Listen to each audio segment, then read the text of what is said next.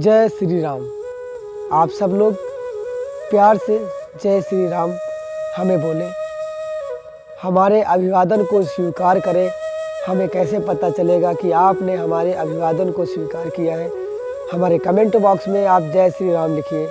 हमें बड़ी खुशी होगी, हृदय से खुशी होगी, प्रसन्नता होगी कि आप सभी लोगों का अभिवादन हमें मिला, हमारा अभिवादन स्वीकार हुआ। आप प्यार से बोलिए जय श्री राम। आप सब लोगों से मैं यही कहना चाहूँगा, विनायक मौर्य विथ योगा चैनल, यह चैनल समस्त देशवासियों के लिए एक प्रेरणा, एक नई नीति, एक नया समाज और शारीरिक समस्या को लेकर योग के माध्यम से, अपनी वाणी के माध्यम से योगाचार्य विनायक मौर्य, मैं चाहता हूँ कि हमारा समाज शुद्ध हो।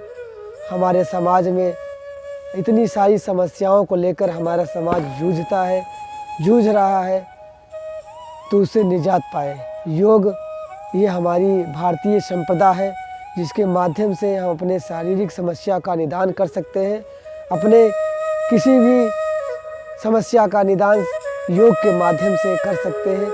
तो हम चाहेंगे कि हम अपने दैनिक जीवन में, अपने जीवन में योग को अब शामिल करें, योग को अपनाएं और योग करें, ताकि हम स्वस्थ रह सके, हमारा शरीर स्वस्थ रह सके।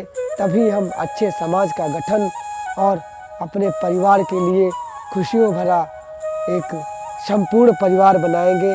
ताकि हम स्वस्थ रहेंगे, तभी ही संभव हो पाएगा। कि हम इतना ज़्यादा बीमार क्यों होते जा रहे हैं? पहले की अपेक्षा आज के जो हमारा जनमानव है, इतना लोग बीमार क्यों हो रहे हैं? और आज का मेरा टॉपिक है कि समाज में इतनी ज़्यादा बीमारियां फैल रही हैं, और जब हम डॉक्टर के पास जाते हैं तो डॉक्टर यही बताते हैं कि आप अच्छे खान पान का इस्तेमाल नहीं कर रहे हैं, आप फलों का सेवन कीजिए। आप फल का सेवन नहीं करते हैं और खान पान में अच्छी खाद्य पदार्थों का सेवन करें। आज हम कहना चाहेंगे, अपने संपूर्ण भारतवर्ष के लोगों को एक संदेश देना चाहेंगे, अपनी बात को रखना चाहेंगे और स्पष्ट करना चाहेंगे कि हम कैसे स्वस्थ रह पाएंगे। आज के समय में, आधुनिक समय में, हम लोग अपने खेतों में धान, गेहूँ, अन्य खाद्य सामग्री जो भी उगाते हैं, जो भी पैदा करते हैं, सब्जी से लेकर, तो उसमें भी हम किस प्रकार से खाद और जैविक रासायनिक पदार्थों का सेवन करते हैं, पदार्थों को उसमें डालते हैं, डालने का कार्य करते हैं, तो हम कैसे स्वस्थ रह पाएंगे। सबसे बड़ी बात, आज सबसे बड़ा टॉपिक यही है कि जब हम अपने खान पान में रासायनिक चीज़ों को इस्तेमाल कर रहे हैं, तो हम स्वस्थ कैसे रह पाएंगे, और हम कैसे इस्तेमाल कर रहे हैं उसको भी हम आपको स्पष्टीकरण करेंगे, स्पष्ट करेंगे कि कैसे हम जैविक रासायनिक पदार्थों को अपने शरीर में, अपने खाद्य सामग्री में, वह हमारे खाद्य सामग्री में शामिल है, और कैसे हम उसको ग्रहण कर रहे हैं, तो हम कैसे, किस प्रकार से हम स्वस्थ रह पाएंगे। ये आज सबसे बड़ा टॉपिक है। हमारे किसान भाई अगर गेहूँ उगाते हैं, गेहूँ पैदा करते हैं अपने खेतों में, विज्ञान का अभिशाप है सबसे बड़ा, हम सब के लिए ये बीमारी का कारण है कि हम अपने गेहूँ खेतों में जब उगाते हैं, तो गेहूँ में यूरिया, डाया, जिंक, अनेक रासायनिक पदार्थों, अनेक रासायनिक चीज़ों का इस्तेमाल करते हैं। वह खाद्य पदार्थों में शामिल होता है। अपने शरीर में किसी रोग को उत्पन्न होते हुए देखते हैं। जो हमारी भारतीय संप्रदा है, जो हमारे वन है, जो हमारे पेड़ पौधे हैं, इनमें हमारी औषधि भी शामिल है, उनसे हम ठीक हो सकते हैं। लेकिन हमारा संपूर्ण भारतवर्ष के लोग औषधीय चीज़ों का, औषधीय पेड़ पौधे का इस्तेमाल बहुत कम ही लोग करते हैं।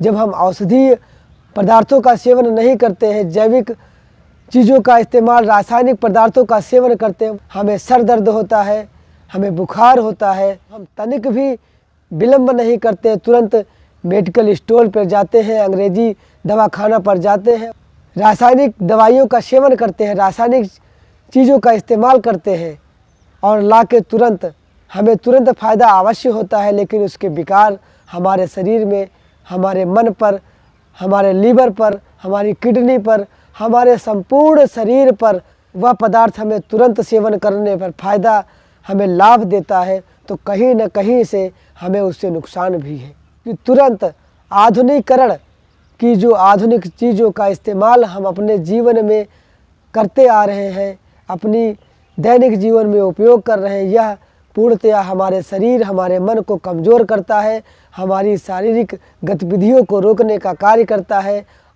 कमज़ोर होते जाते हैं। तो हमें सबसे पहले अगर सोचना चाहिए तो अपने खाद्य सामग्री को लेकर बातचीत करनी होगी। हमें अपने खाद्य पदार्थों में सेवन करने वाले अन्न या सब्जियों का जो हम इस्तेमाल कर रहे हैं उस पर हमें ध्यान देना होगा।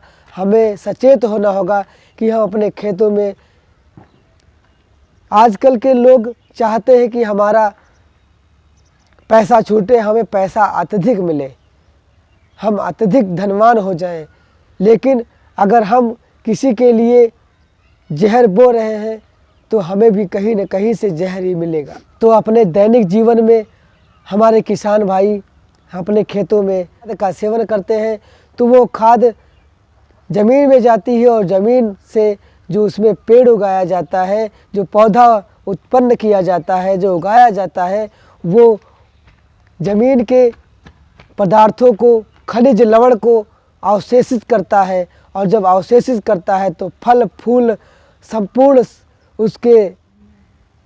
संपूर्ण पेड़ में वही गुण विद्यमान होते हैं। क्योंकि जहाँ हम बैठते हैं और जहाँ का वातावरण शुद्ध होता है तो हमें दुर्गंध की, जब हमें वहाँ से दुर्गंध मिलती है तो दुर्गंध की हम चेष्टा करते हैं, दुर्गंध को सूंघते हैं, और जहाँ पर सुगंध मिलती है वहाँ सुगंध को हम सूंघते हैं। तो उसी प्रकार से जिस ज़मीन पर रासायन पदार्थ डाले जाएंगे और जैविक खादों का इस्तेमाल किया जाएगा तो जाहिर सी बात है वहाँ पेड़ पौधे जो होंगे वो उसी चीज़ को अवशेषित करेंगे और उसी चीज़ को अपने भोजन के रूप में संग्रहित करेंगे, और उनसे जो फल प्राप्त होता है उनको जब हम लोग यूज करते हैं तो हमारे शरीर में भी वो जैविक पदार्थ जाते हैं और हम उनका इस्तेमाल करते हैं।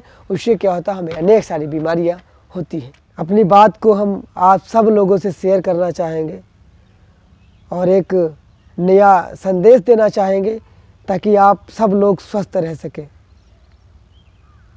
आज के युग को देखते हुए आधुनिक समाज और इतनी भागदौड़ भरी लाइफ में लोग अपने शरीर को, अपने मन को स्वस्थ नहीं रख पा रहे हैं, अनेक बीमारियों से ग्रसित हो रहे हैं कि हम अपने आप को कैसे, मन को और शरीर को कैसे स्वस्थ रख सकें, कैसे स्वस्थ रखने के लिए एक अच्छी कार्य प्रणाली का इस्तेमाल करें, एक ऐसी नीति बनाएं ताकि हम स्वस्थ रह सकें। अगर देखा जाए तो आज कल के लोग इतना बीमार हो रहे हैं, बीमारियों से ग्रसित हो रहे हैं, और हमारे समाज में इतना प्रदूषण है, इतना यातायात है जिसके ज़रिए से प्रदूषण बढ़ रहा है, अनेक रोग हो रहे हैं, सांस की बीमारी हो रही है, किसी को टीबी की समस्या है, किसी को कब्ज की समस्या है, किसी को लीवर डैमेज हो रहा है, किसी की किडनी खराब हो रही है, और किसी के शुगर है, हाई ब्लड प्रेशर है, मस्तिष्क के रोग हैं। इतना लोग डिप्रेशन में जी रहे हैं कि उन्हें शांति का अनुभव होता ही नहीं है।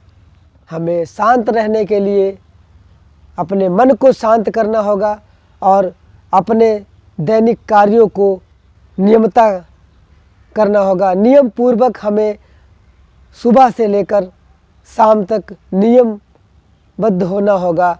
जब हम अपने कार्य प्रणाली में एक अच्छा सा नियम, एक अच्छी सी सारणी बनाएंगे, तभी हम स्वस्थ रह पाएंगे। हमें स्वस्थ रहने के लिए अपने मन को सही ढंग से इस्तेमाल करना होगा, अपने मन को एकाग्र करना होगा, और हमें एकाग्र करने के लिए हमें योग अपनाना होगा। तभी हम अपने मन को शांत कर सकते हैं।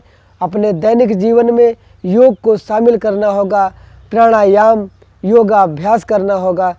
तभी हम शारीरिक रूप से जब हम स्वस्थ होंगे, तभी हम मानसिक रूप से स्वस्थ हो सकते हैं। और मस्तिष्क के विकारों से जब दूर होना है, तब शारीरिक रोगों को दूर करना होगा और मस्तिष्क को सुंदर और स्वस्थ रखना होगा। तभी हम शारीरिक रूप से भी स्वस्थ रह पाएंगे, अन्यथा हम स्वस्थ नहीं रह सकते। तो हमें प्रिय बंधुओं, दोस्तों, आप सब लोगों से यही कहना चाहूँगा, आज एक ऐसा संदेश लेकर आया हूँ आप सब लोगों के लिए।